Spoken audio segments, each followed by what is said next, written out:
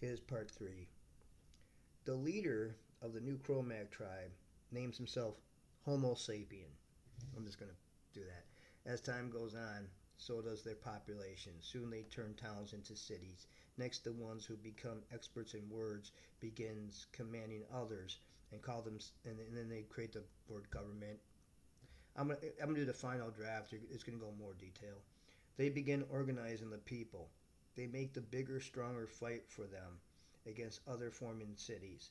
They begin an eternal fight over dominance of the world that will never be won by anyone. As time goes on, things only get um, better for the few who command through their made up words, and worse for the many who they force into action for them. It isn't long before the weasel rats, I call them weasel rats, that's what I'm calling the Crow, their nickname is the weasel rats, like politicians. They represent the Cro-Mags. Cro-Mags turn into the politicians, the priests, the useless third party, useless middlemen. That's who these Cro-Mags turned into, the weasel rats. The elites, the worthless actors we have nowadays. That's who they turned into, the Democrats. Weasel rat elites begin ruling through artificial means, both mentally and physically, which means, like Arnold Schwarzenegger's a weasel rat on steroids. That's how these weasel rats got, these people got bigger again through artificial means, HGH. Where the Neanderthals were always about natural. They were always naturally strong because the environment made them naturally stronger. You know what I'm saying? They grew up in a harsh environment.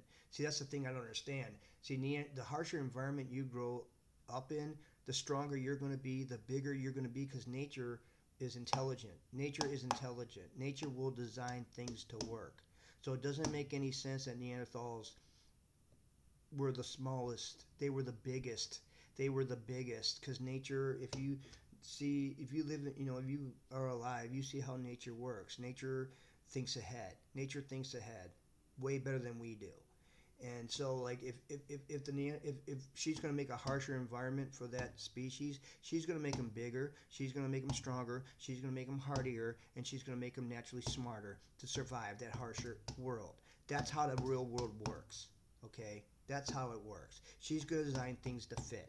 Okay, when life gets easier, she's not going to design people to be stronger anymore because they have technology to do the heavy lifting.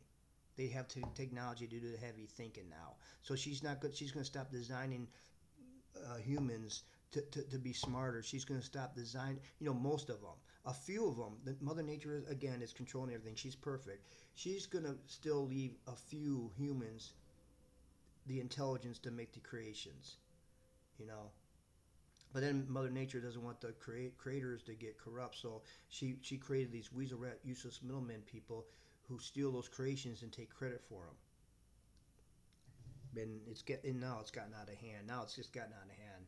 Mother Nature probably she's like, oh man, she found out she wasn't perfect and she probably just gave up. But anyway, so we the people have to run everything, unfortunately. So then it says the few got so powerful, the few weasel rats got so powerful, they began playing with the many as though they were their pets, like they do now. The elites, the weasel rat celebrities, the weasel rat politicians, the weasel rat, just low lights living the high life, like Bill Gates and freaking, all those other guy owns Amazon.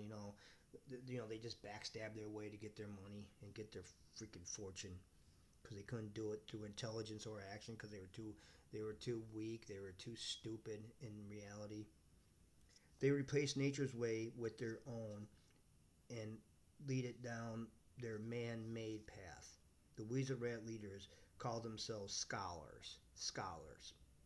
They create a school of manipulation, not education, a school of manipulation. They hire teachers called archaeologists. They're going to rip on archaeologists to lie about evolution and continue their lazy, getting rewarded for nothing ways. They continue lying about the first humans, the Neanderthals, and mock them as being a smaller, dumber, and slower race of people, where in fact it's quite the opposite. The future world will find out who they really are soon enough. They never went away. They've been hibernating. So I'm going to have it where it's going to be the future, and the Neanderthals finally emerge from their hibernation, and they're huge. They're like the opposite. Everybody sees they're the opposite of what they thought. They're like giants, compared to the new modern humans, because they had to be back then to survive.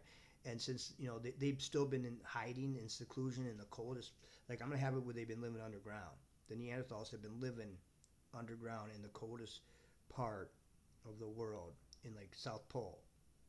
You know, they've been living like in a subterranean freezing environment, somewhere in the middle of the planet, and they got their population back up again enough where they felt they were comfortable going back up and waging war with modern humans and showing them that Mother Nature still rules the planet, not their technology. So that's going to be kind of like the ending of it.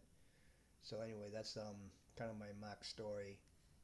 Um, you know, I'm getting more and more about regressing. I want to regress. I don't like I said, I think some progress is good.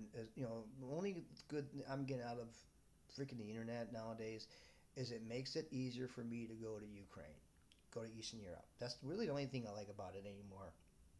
That, and there's a website where I can get to meet. It's a Ukraine-Russian dating site that I've been using for a long time, for 8 years. It's getting, but I think it got bought out by a bunch of scammers. It seems it's getting worse, but it's still the best one out there as far as I'm concerned. Called Romance Compass. It's still the best one out there. It, you know, and that's the only thing I like about this internet now. It's the only thing I like about it.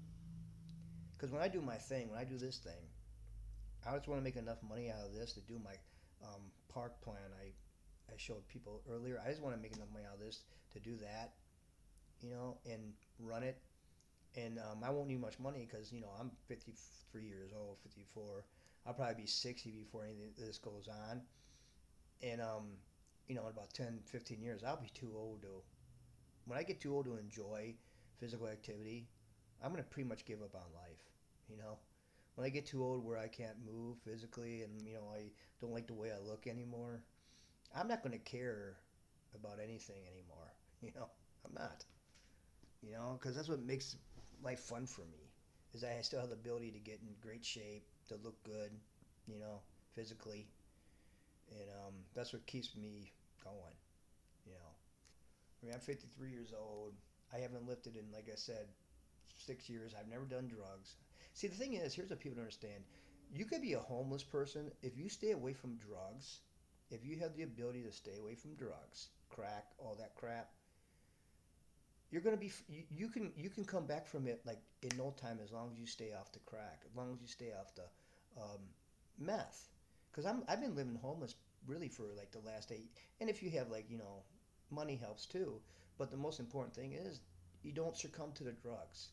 If you never succumb to the drugs, being homeless isn't bad at all, because you still feel good inside when you don't do drugs, and you still have your mind.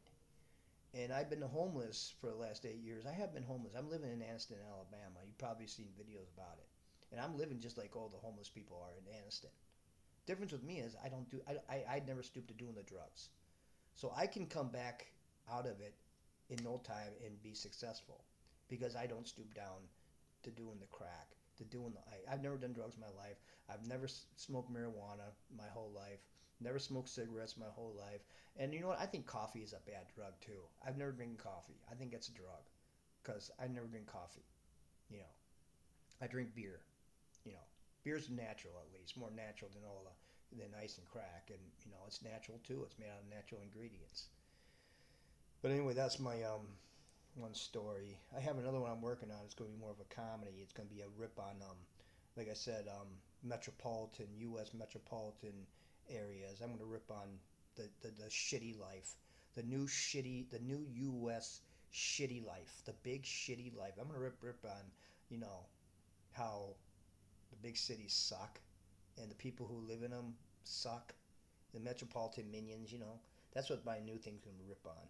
How it's all ass backwards. It's people in the rural lands that are the intelligent ones. The ones living in metropolitan minion areas are the backwards ass jackasses.